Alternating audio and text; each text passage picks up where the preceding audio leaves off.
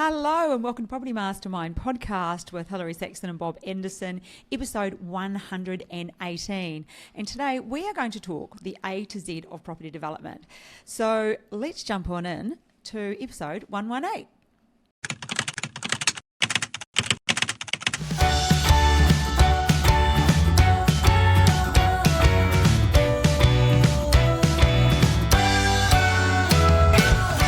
Okay, episode 118. Hey everybody, as usual, I have the favourite guest here. Thank you. Glad I'm your favourite. Well, you do make the property education side of this a lot easier, Bob. So today talking about the A to Z of property development. Did you have a tip for the week? Live bait's always better than dead bait. Live bait's when you're fishing. Okay, so we've got you to get another fishing tip. As opposed to frozen. Yeah. Fresh bait instead of frozen. Oh, yeah. Not that it makes any difference because you keep out fishing me about 10 to 1 anyway. But yeah, I know. What is that about? I don't know. So weird. I think I've just got a better rod than you. No, I think I think the fish know you're from New Zealand. No, they prefer me. They understand my accent. Hey, as usual, we're going to give away a copy of the book. So the book this week, here it is, Property Millionaires Exposed, goes to Crystal McCarthy. Crystal, we will reach out, ask you for your address, and that will be in the post to you. The other thing, Bob, is remember 2 weeks ago. It's a long time for me to remember. I know, it's a while back. But we gave away the feasibility calculator, but we didn't draw it last week because Georgia had sorted it all out, and we didn't have the person. The emails were either sent or being sent, so we can give it away today. Oh. And? The winner of the Property Mastermind calculator, valued at $297, is Steve Ditterich. Steve! Mate. Well done, bro. And the cool thing about Steve is he was listening to our podcast a few weeks ago. And I know Steve now. Yeah, and he heard we were going to Melbourne. He was listening to it the day before. Oh, my God, yes. And he came along to our networking event there, which was so cool. Isn't that funny? Yeah. Yeah, it was great to meet him. Great guy, yeah. Yep. Had a couple of sips of a beer with him. Yeah, nice. So back on to the podcast. I think the email's even already gone out to you, Steve, so it'll be there. So today we're going to go through the process of property development, the same as what we do in our masterclass. Yeah, masterclass, which we had last Saturday. Yep. And I must say, Bob, I think that was the best masterclass yet. You keep telling me that. Yeah, I enjoyed it. I mean, I always do. I don't know, it was just better than usual. Okay. I'll take it. I've sat through enough of them. I think your information was maybe a bit more detailed. I think it was just really useful. The feedback was fabulous. Yeah, it was. I think that when you can hold a crowd of online of people and they don't leave. Yeah. I think 3 had to leave half an hour before it finished, and they all sent us an email saying that they were sorry they had to go. So how cool is that? That's a pretty good indication because I've been on a lot of things, similar sorts of things, and you end up, whoever they are, with about half the number of people on at the end that they started with. Oh, yeah, for sure. But you do give away quality info. Yeah. So this podcast is about the information that Bob goes through, the process that we're going to call it the 9 steps to property development, and we're going to rip through that. So yeah, won't be 4 hours this one. No, but what we will also do is I will do what I do and ask extra questions. Oh, okay. I like to ask questions. Mm-hmm. Okay. Okay, so we start off with, in the masterclass we talk about who property development's for. Talk a bit about it, what it is, all that. And that's a lead up. Yeah, and then we talk about the first thing is finding a site. Yeah, so we start on the 9 steps, a little way in there. Finding a site, yeah. So what we're talking about here is particularly the development process. So there could be a little bit of a lead up in there where you might get a structure sorted out and obviously work out how much money you could afford to spend. That'd be good. Yep. But you're right, finding a site. So finding a deal. And really the secret of that is to choose an area that's not too large. We call it choosing a patch. So Bob, knowing what you know after 40 years of property development, so you would have spent a bit of time finding sites, right? Yeah. Yeah, okay. So when it comes to finding your patch, if you think of all the time that you've been a property developer, when has been the most difficult time in your mind that you remember to find sites? Well, one thing's finding a site, which means, a site that's the right zoning, it's big enough, that you can develop, let's say. But, beyond that, there's a site that stacks up. Not just finding a site, but a site that stacks up. But that's what I mean, And, as in the time. Well, I mean, in recent times, it's been difficult because we had that big push up in values, 1-2 years ago, and that most of that big increase in value was freestanding houses. Townhouses, let's say, by comparison, never went up nearly as much. And as a result, most of the sites that we develop are what we call infill. Yeah. So there's already, let's say, a house on it. And what we're going to do is give it a higher density use. So we may keep the house and build in the backyard, or we might demolish the house and do a whole new build. And because houses got quite a lot more expensive, that means the sites that we often look at, which are really just houses, often old houses, but houses all the same, became more expensive. But the selling price of our finished product, being, let's say, townhouses, if we want to use that, was lower, and therefore the profit margin was squeezed. And so property, it will find its own level. I often refer to it like water in a tube. It'll find its own level, and it's slowly finding its own level as we speak. But that's been a little bit of a tough time. So in terms of finding sites. Would you say that over your 40 years, right now would have been the toughest time that you would have had finding sites that stack up? Oh, I can think of a couple. Going back, probably, early 2000s, 90s. Yeah, look, there's been other times. But you see, we've never had property go up so rapidly in such a short amount of time, and almost at the same time have build costs go up. That's like the double whammy. I've seen times when properties escalated in value very quickly. I've seen times when building constructions escalated, but I've never seen either of them escalate that much in a short amount of time and at the same time. So that it probably would be, now that I'm reflecting, been the toughest time. It is. I'm noticing it's getting easier. We're starting to see more deals around, seeing students getting into deals, and so. Not that they weren't. What it meant was you had to look at a lot more deals, and that might mean having more than one patch, expanding your patch, engaging a buyer's agent, a proper, decent buyer's agent. No offence to all the other buyer's agents. And talking to more agents yourself. You have to work harder. I just want to clarify that buyer's agent thing, because buyer's agent, there are different types. Some are buyer's agents for rental properties. I think that's what Steve did, actually. Some are buyer's agents for just people finding rental investments. So everyone has a niche, and a buyer's agent for property development is different to your standard. Sure is. Yeah. And even those, they're not all great. Yeah, because they don't all understand feasibilities. Yeah. We've had some buyer's agents go through our course to become better buyer's agents, and particularly so that they can have a look at a property, understand what you can do a feasibility, make sure it stacks up before they present it to people. Yeah. And often, buyer's agents, there's a whole range in terms of their ability. Yes. So you may have to go through a couple, or hopefully get a good referral.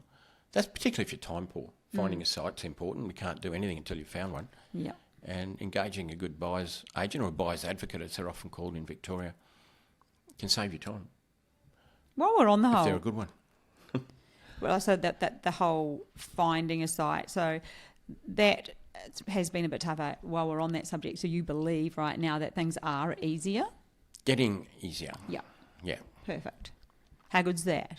Well, build costs have flattened right out. Yeah. I mean, a couple of builders I've seen, they haven't put their prices up all year. Perfect.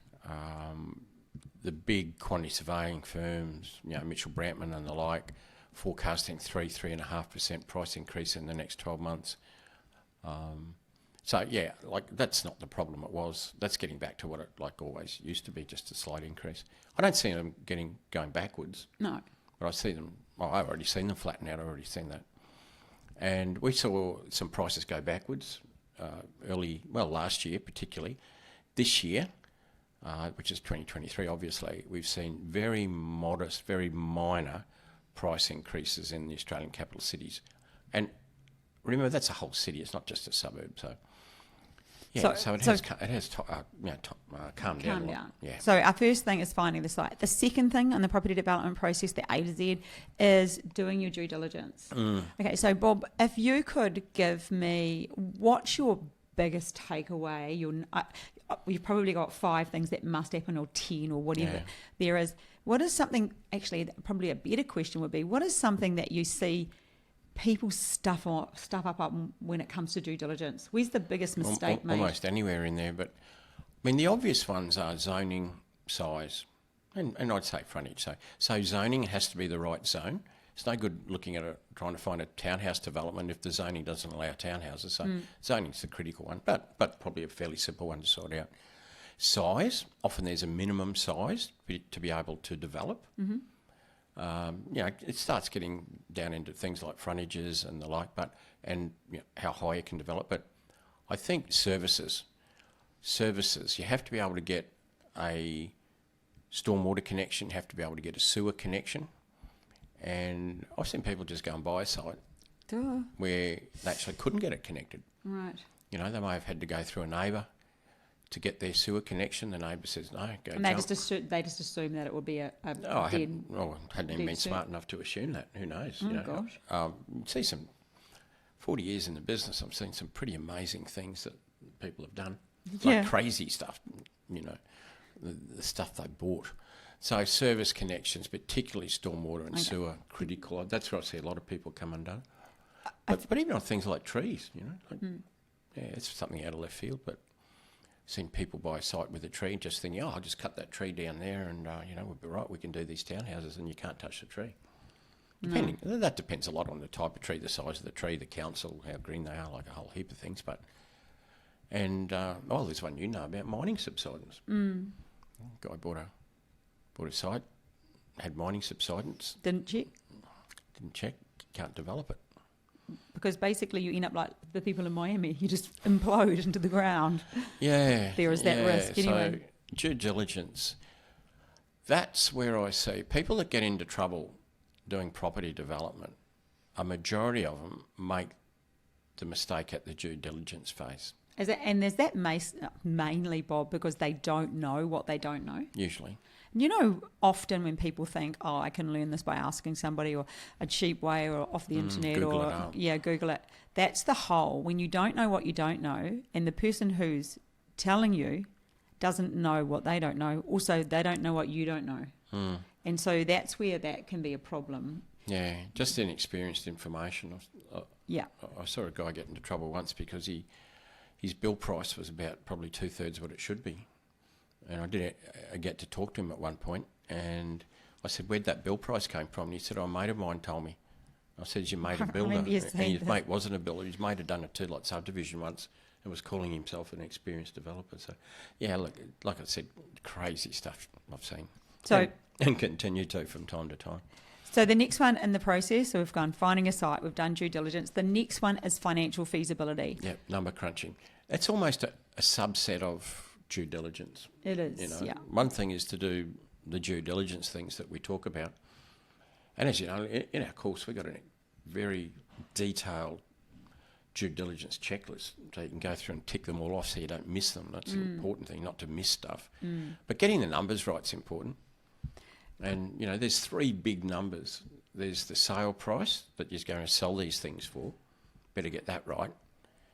Your construction price and what you pay for the land. They're the 3 big costs. There's lots and lots of costs in a property development, but they're the 3 big ones. I think also, Bob, what people might not understand is the timing of costs, and being able to run, if you use the calculator, the property mastermind one, what the estate master or whoever else you might have, just understanding that there are those timings that are affect, it's when money's coming in and out, it's how much money will cost you, the cost of money, when payments are coming in and out, GST payments, all of that sort of thing. Yep. And that's the importance of understanding a feasibility. It's probably one of those questions we get asked a lot. People just just strangers who've had nothing to do with us email us in their feasibility and ask us to have a look because we've got all the time in the world to do nothing. Yeah, of course we have. Yeah. But that is one of those things that people like to, and it's because it's vital. Yeah, and I'm tempted to always look at other people's feasibilities. Not so much people, say, within our mentoring program, because we work close to with them and we're looking at them all the time, but occasionally I see one coming in from outside, and it might be that a site's come up for sale and the owner's stuck a feasibility with it. I just can't help myself but have a look at it. Yeah. And it's often shocking, like the things that they leave out. Like I have a look at, sometimes there's no GST, which only happens to be 10% of your costs most of your costs. That's in there, or it might see an outlandish sale price, to make it work.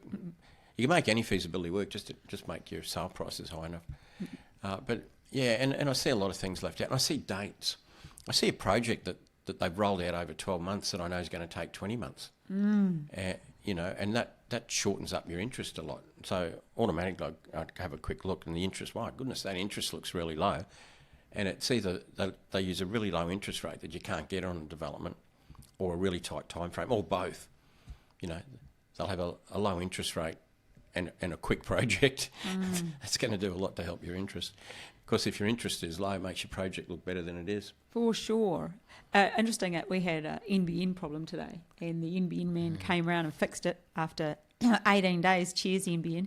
Oh, my goodness. Supposed to fix it in 2. Yeah. It took 18. He couldn't believe it. But anyway, that's another whole story. Don't open that can of worms. How do we get onto that? Well, when we were walking out, because I had to let him out. Oh, yeah. And he said, what do you guys do? And I said, we do property development, because I don't think I come across as somebody who looks like a property developer. No. And then I think he sort of didn't understand what I meant. I'm not sure, because then he goes, oh yeah, I was talking to some developers and they said he goes, it's really interesting. They have to, this with the figure, so this is what he believed. They have to have $16,000 profit on each site. This is what he said to me, and I was just like, okay.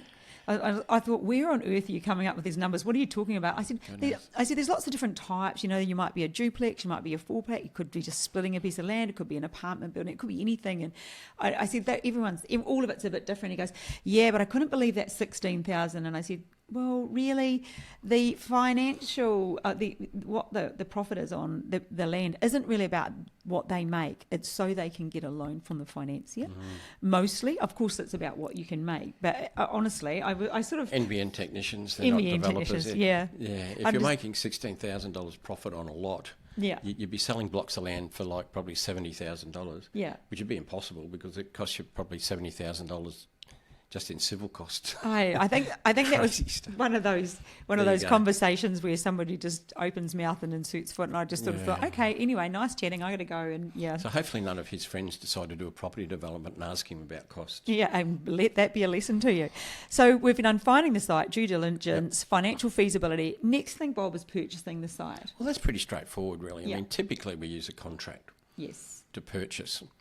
You can use an option that can swing into a contract down the track, but generally, it's most of the time we sign a contract. Yep. And so that's pretty straightforward. I mean, there could be conditions on the contract or certain things that have to be satisfied. And contracts, remember, is state by state thing. So the rules are a bit different in every state.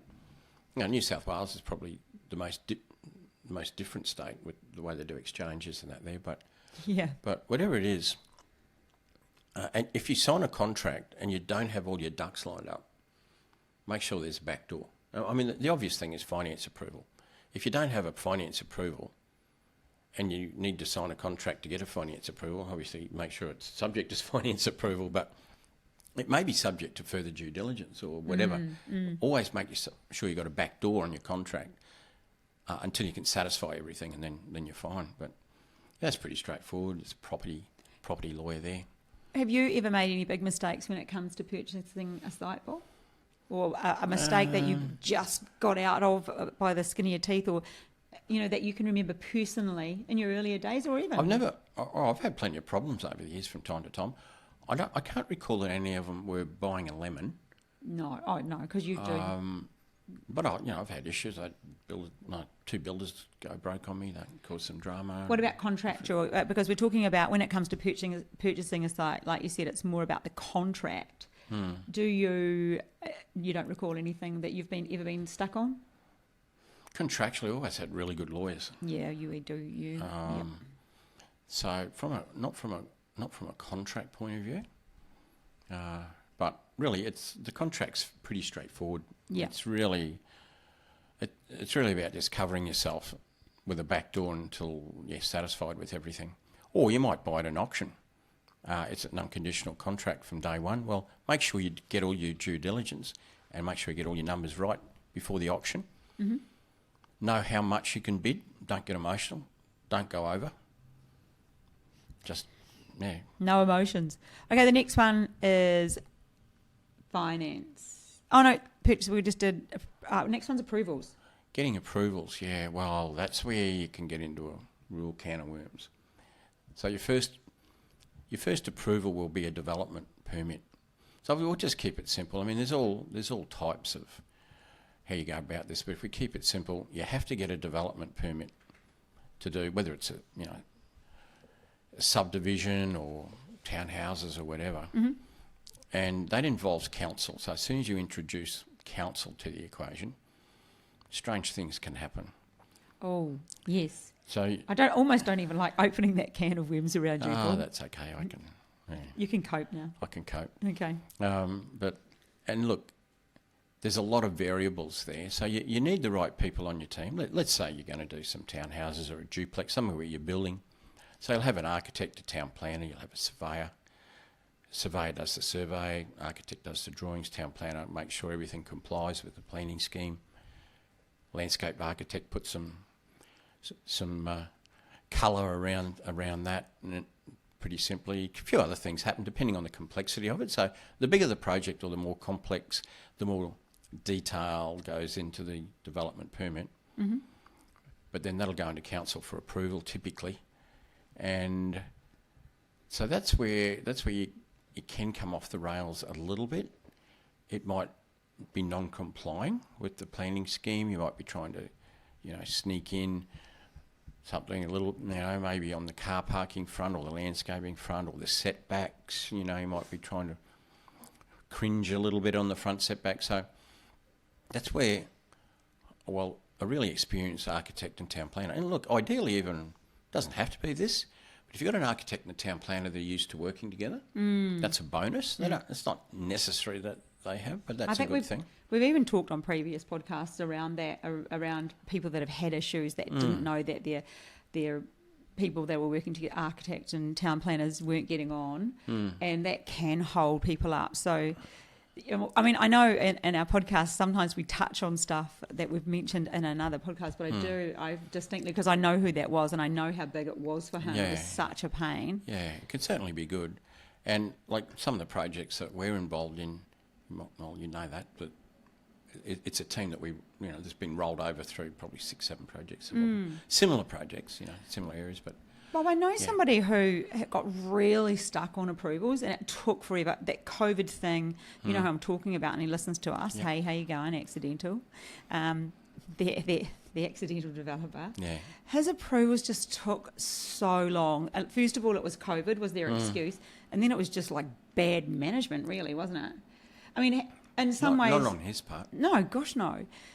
In some ways, time can be on your side, as in you've got an increase in price, so that probably will go in his favour.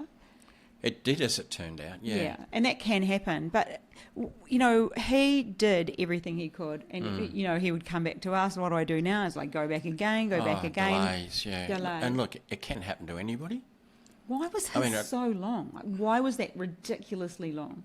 Well, council first, because he got in the back end of COVID, so a lot of council officers were working from home, just the whole process was slow. And then the civil engineer engaged, and it was a subdivision, so primarily driven by a civil engineer. Well, they promised the world, delivered a map, or I don't know what they delivered. It wasn't the world, anyway. One of those round things. A globe. A globe, yes, they delivered promised the world, delivered a globe. Oh. And in spite of him, getting on their backs, they were atrocious. I mean, we went through that. We went through some terrible delays on one of our large projects at the same time. Through that, council. No offence meant to any of the council officers out there, but I used to make the joke, council officers, how hard do they work when they're at work? Well, how hard are they going to work when they're at home? And it was a slow process, and then our civil engineers promised 4 months, and it turned into about 10. And, you know, I knew the person that owned the business, and we were just like hounding them, and they were ducking and weaving. They're so embarrassed, but like I've never had anything drag out that far before. Yeah. But, you know, a lot of people are in the same boat. They were just so busy, and they just took on way too much work. So that's approvals next week. That's approval. So, and then the next part's the building approval, let's say the building permit. Oh, yeah. Which is great because now you're in control. Like the development permit, you got council in there, and they can be pretty slow sometimes. There are, in different jurisdictions, there are some fast-track ways of getting development permits, you know, different New South Wales, Queensland, other states even, but the building permit, now you're back in control of your consultants and the council's off the action. So you can generally, with a good team, keeping everything organised and flowing, you can get through there relatively quickly. And it's just a lot more detail in the plans, really, and a few extra engineers putting in their bit. But at least you can control that pretty much. You know, you got no control over council, and they want to be on the go slow, or someone goes on holidays. And we even have had past mentoring students that work in the council, and they still have the same problems, don't they? Yeah. It's just, yeah, well, we're not here... They know the problems. They see it on a daily basis. We're not here to bag the council, but that is the problem with approvals.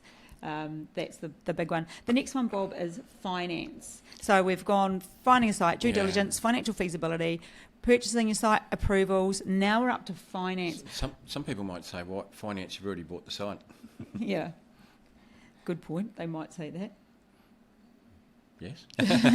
Who's thinking that? Who's thinking, how come finance is way down here? Yeah, I thought I'd cover it at that point. Yeah, so this is the order we cover it in the masterclass. And you've got to remember, a lot of these things cross over. So that while one thing is happening, another thing is happening. So that there's not, you don't finish one and start the next. And occasionally you may have to do them out of order. Like we've got marketing at the near the end here after we're finishing building.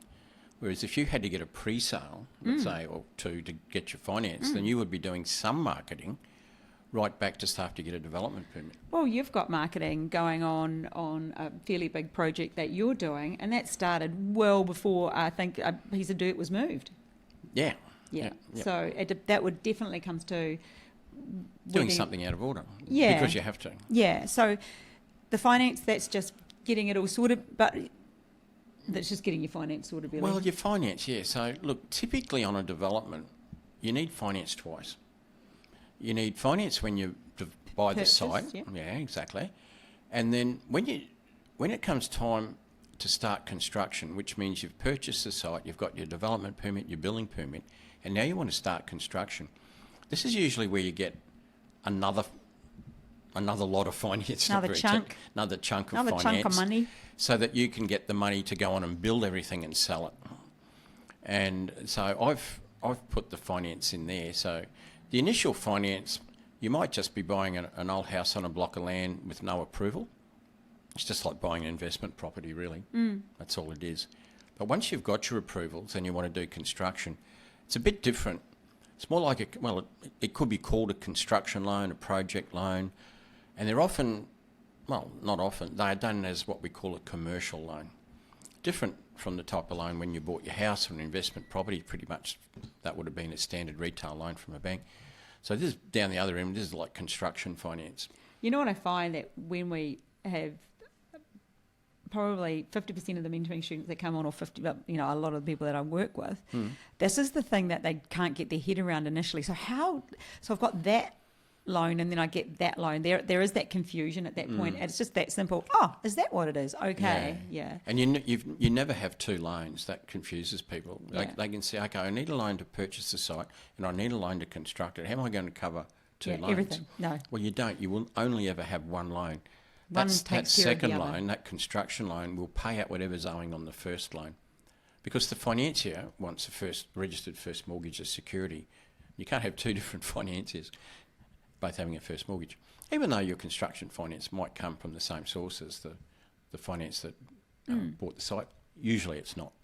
And then we're up to construction, Bob. Yep, and construction. So we bought the site, we've got our approvals, we've got our finance all set for the construction and the builder start. So can I ask then a question? What is the biggest problem you see when it comes to construction? Well, having the right builder. I mean, that sounds like a stupid answer. But to a it's the simple right question. answer. But if you've got a good builder, the building phase will be a joy.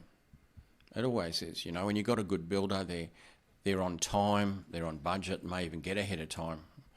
And they're doing a good job. Everything they said they're doing. It's good quality work. It's done at a reasonable pace, you know, at least in line with the contract timelines. And you just don't have issues. If there's a problem, they'll phone you, you'll work through it, you'll sort it. And they'll do a good job, and you'll finish on time, you'll finish on budget, and it'll be a good job, and you think, wow, I want to use this builder again next time. That's a good experience. A bad experience is if you choose the wrong builder, let's say, and you'll have problems on the way through. They'll be trying to niggle you for extra money, for variations. You know, they'll be trying to get variations all the time, trying to get extra money out of you. They might be falling behind in time. The quality of the work's a bit dubious. I mean, that's sort of everything bad. Yeah. The other one was everything good. But like a good builder is a joy to work with. And well, as you know, one of the builders we use, probably 4 or 5 projects. So And even like mine over in WA. yeah. He'd become a friend, which is Your great. joint venture partner, the builder. Yeah, and how good's that? Well, he's a good mate of ours too. Yeah. These days, yeah. Yeah, so when it comes to construction, it sounds to me like something that should be considered is the relationship. Yeah, and choosing the right builder, there's a whole heap of questions that you need to ask, and do your due diligence properly on them. Do you know what I'm thinking as you say that? If you get a red flag, like follow your gut feel a little bit as well. Check out the due diligence on the builder. But if you're feeling, what just popped into my head, it would be, especially if you're a female and you're feeling like you're being railroaded or you're not comfortable enough to speak to them, that would be an issue. Well, you do quite a bit of talking to a builder before you engage them. Yeah. I mean, let's say you're working with 3 builders, you're getting pricing from 3 builders. There's quite a bit of to and fro talking. There's plenty of time there to feel them out. We approached a builder not long ago, and among a few other builders, and the communication was terrible. It took him, a day or 2 to get back and respond to things. So I thought, gosh, if he can't even respond to an email, what's he going to be like on site? So we just tossed him in the bin. Won't be going back there and work with some other builders to get a good price. I'm just thinking of 3 women, and I'm sorry, I'm talking about women, but 3 women in the mentoring program, because I probably see this as a female having to work with males who probably see this as more of a man's industry. Not that it is, but I would think some builders might think that. And the 3 women that I know of that, I'm talking Julie, Connie, Kaz, doing developments who I know have good relationships with their builders. I mean, I know that Kaz had some problem dragging the chain, but she's kind of, bought them coffees and things like that. So, and that's, I think the relationship side of things is important at that point. Yeah, and that sort of develops too during a project. Yeah. Because he was asking her, can I do the next one as well? Which is, that's great. That's a carrot, but my attitude is, well, we haven't finished this one, so... see how you go, mate. Let's see how you are at the end of it. Yeah. So the next one, Bob, is the marketing, even though we talked about perhaps that can start earlier on because you may need pre-sales. Yep. So the marketing. What's your top tip on marketing? Oh, top tip. Look, most of the people that we work with, particularly in our mentoring program, they're doing smaller projects. They're not doing, 5-story apartment blocks. They're doing small subdivisions, duplexes, small townhouse developments, you know, so... Nearly always, it'll be a local real estate agent, typically, that would do the marketing. It might be the agent that introduced the site.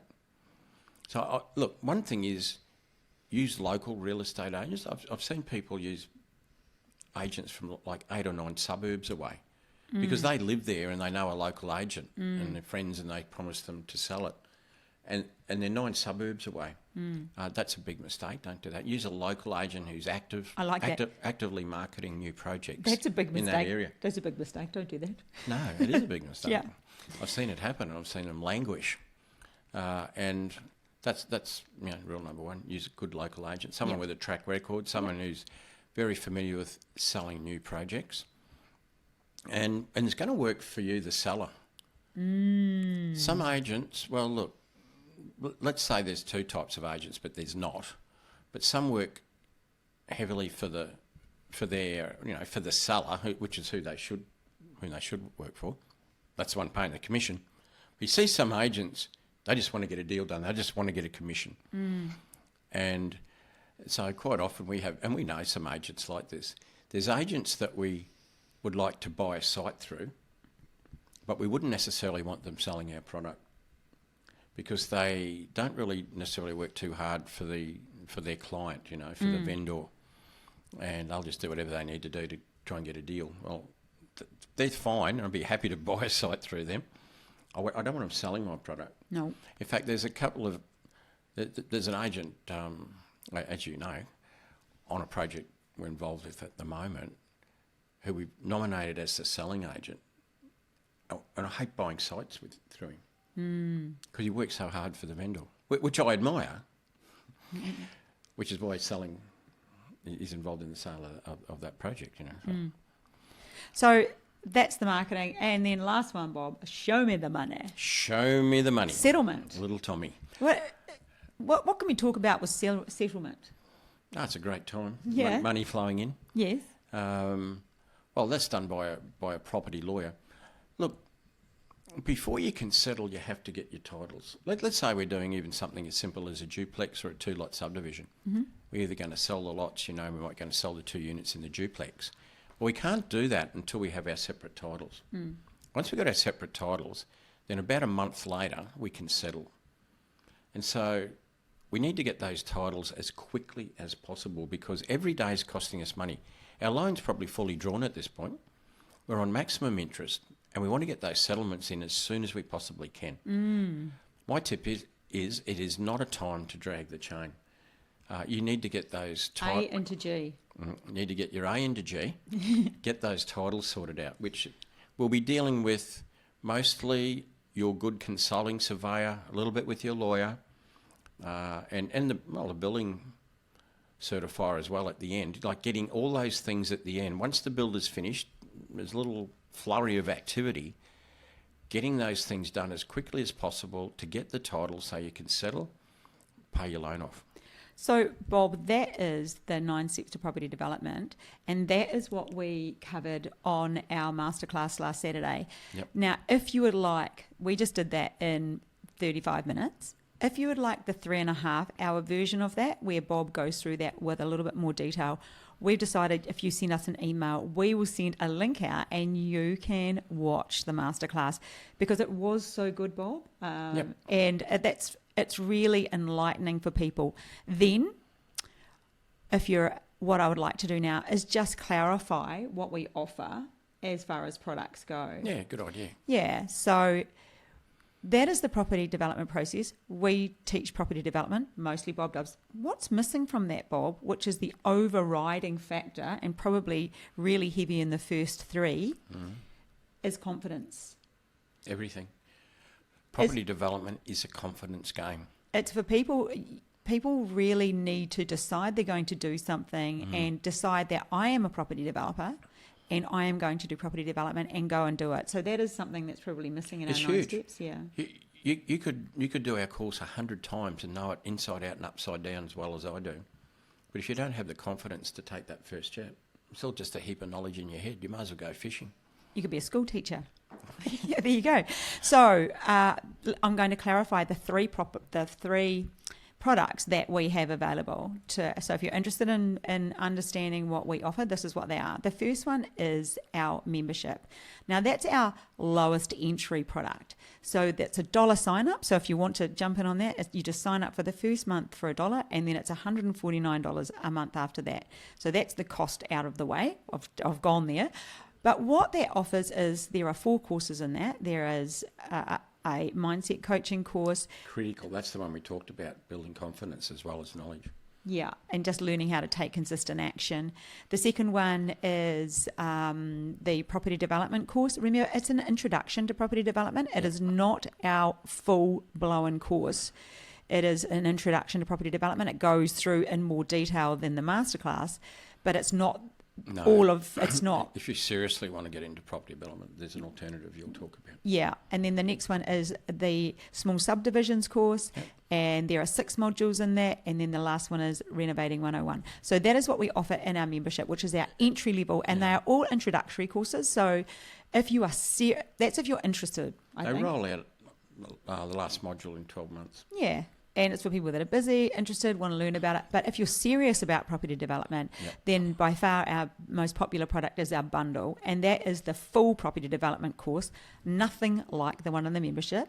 It is the A to Z. It is spelled out completely. There are checklists, there are flow charts. There's 27 videos, there's taking you right 31 through. check sheets. And every other sheets, educator's flow done charts. it. Most people doing property development right now, I'm not joking, most people doing property development right now have wished they came here and got it first. It is very detailed and it is an excellent course. So that is our course. That is part of the bundle, which also comes with a workshop. Now our workshop is in November at the Gold Coast. And it's on the 3rd, 4th and 5th this year, 2023. So that's part of that bundle. So you get the online course forever. You just get it all in one hit. It is the detailed course. Then you get the workshop. You also can bring a partner, whether that's your life partner or a business partner to that. So you're welcome to bring them. That's included in that. You also get to attend the next online streamed live 3-day workshop. We also stream one because some people want to jump in again, brush up on knowledge. They're in a different part of the country. That's all part of that. And you also get our live Q&A every second week. So there are 4 parts to that. The online course forever, 2 tickets to the workshop in November. That's full 3 days.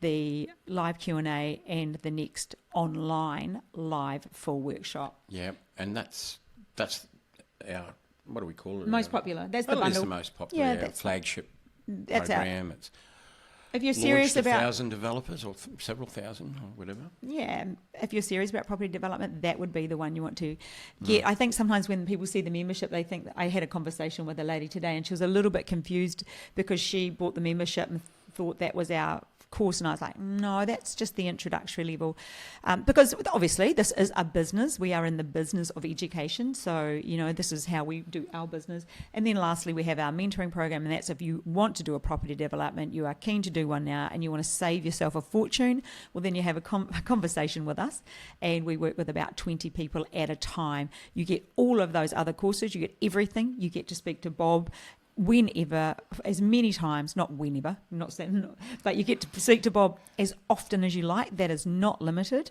You get to speak with Aaron and you get to speak with myself, and there is extra training on top of that, which is always recorded. But the best thing about our mentoring is if you want to learn how to do a feasibility, you can we'll just do a Zoom session with you and show you how to do a feasibility. We just absolutely hold your hand right through the whole thing. And that's for people who are mostly beginners. We mostly have in that. That was another thing. Somebody thought that we only have people that want to do bigger projects. No. But if you wanted to do bigger projects, well, then this is the man you want to learn from because he's done bigger projects. Happy to take you through your first 2-lot subby, townhouse, duplex or 10-storey high-rise, whatever you want to do. So anyway, that is what we offer for those who had a bit of confusion. But just remember, if you want to see the masterclass from last week, just send us an email, admin@Property Mastermind, and we will get that out to you. Bob, anything else that you would like to say in closing? This has been a longer podcast than normal. Some people will be like, oh, it's too long. Too long. Too long in Connie's pocket. I wonder what she's up to today. Last week, after we said on the podcast we're in her pocket, she texted me and said, I was just on my way to Bunnings. So there you go. There you go. Connie listens to us when she's out there doing her whatever, landscaping. Digging holes, moving bricks. Digging holes, doing due diligence. So actually, one other thing. If you have a friend that you think might benefit from this, share the podcast to them or even give us a rating. That would be great because then more people can find us. So okay. No, I haven't got anything to add. I think I've talked enough. Yeah, I feel like I've wrapped it up at the end. You did the big talk all the way through. I would like to just give myself a plug. If you wanted to buy my book about Three Wines In, you can get it from my website, hilarysaxton.com. how to increase your self-confidence today and succeed in all areas of your life without the hangover tomorrow, meaning how to have the confidence that alcohol gives us, but without having to have alcohol, to be confident enough to achieve what we want. So if you want to be a property developer, so it doesn't matter what you want to be, do or have, that's the way to get there. Perfect. Right, that's the plug for myself. Oh, a bit of plugging at the end, but hey, this is our podcast. So we are, somebody posted actually on YouTube, because this is also on YouTube, that could be talked about something else, and like talked about products we had, and they said advertorial. I'm thinking, oh my gosh, we give away hours and hours of free content, and then we talk about ourselves, and they comment like that. Do they know it even costs money for us to do this? The ridiculous thing, they must have been listening. Ridiculous. Get a life. Get a life. Yep, get a life. Anyway, for those of you keen to learn property development from us, you know where we are, and we wish you all the luck in the world. We will catch you next week. We shall. Bye. Bye.